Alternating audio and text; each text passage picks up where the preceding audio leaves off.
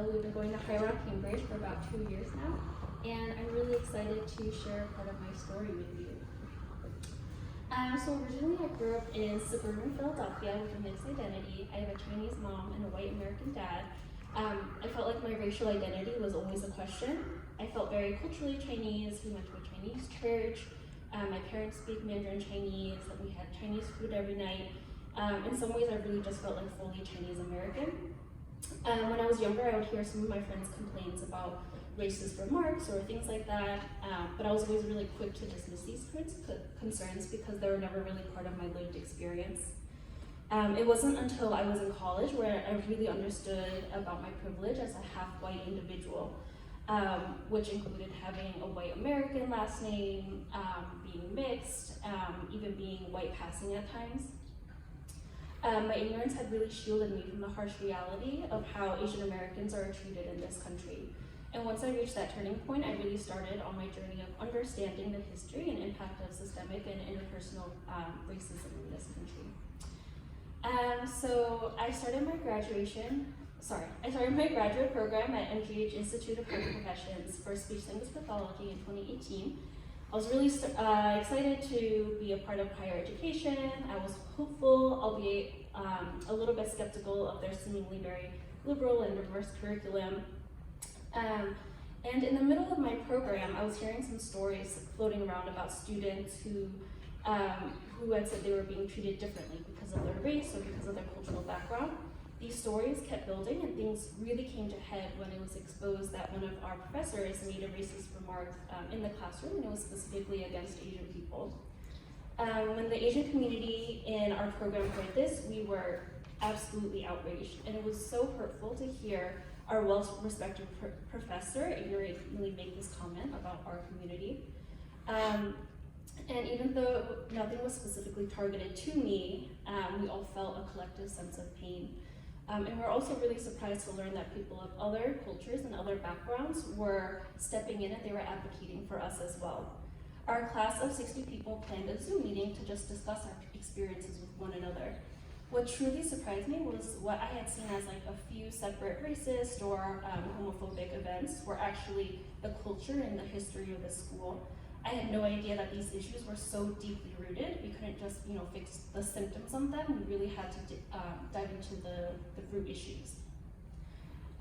It was really incredible and really beautiful to see this community come together in solidarity to listen, to believe, to support one another. Where people originally felt alone in their struggles, we became one unit that was strong enough to actually approach our professors for change. Me and a group of 3 other students drafted a list of demands or suggestions, and we were planning to present it to all the professors in our program, even the school's president and the provost. This list was also edited by the class below us and the alumni from previous years, and it was about implementing lasting change in our program.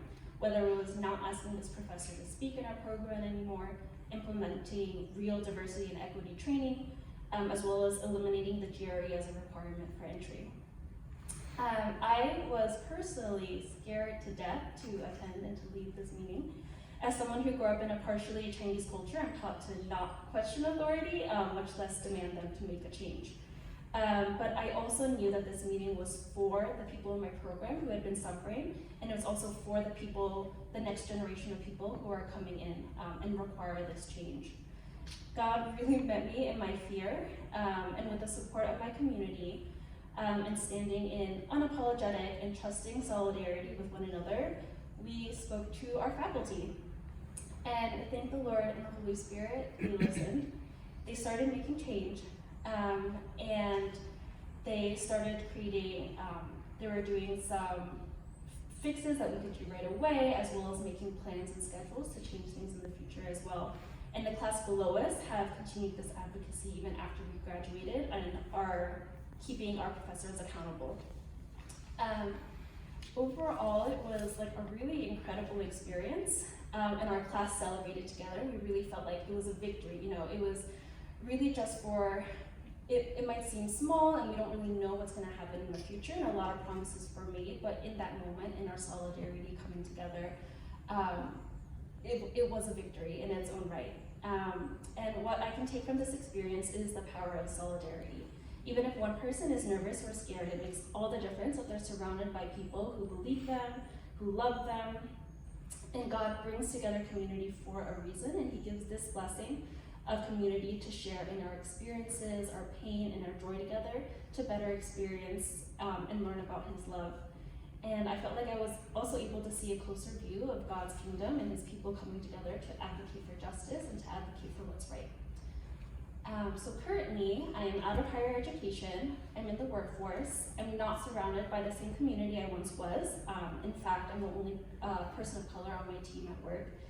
It's felt difficult and sometimes unsafe to speak up for what I believe in. However, I'm constantly reminded by the community that I do have, whether it's my friends from my graduate program that we still keep in touch, and it's the new communities that I've been a part of, especially ones at High Rock and the different small groups that I've been in. These are the people who support me and encourage me. They strive for justice, and they give me the confidence to step into these places even when I'm feeling uncomfortable. My God-given community reflects His call to love one another and to seek justice in our world. So that's where I am right now on a journey, and it really is a journey. It's something that's never ending. There's still so much to learn, there's still so much to unlearn, and still so much to do in our community. But I'm really excited to see what the future holds and what God will be bringing into my life, whether it be the people and the experiences.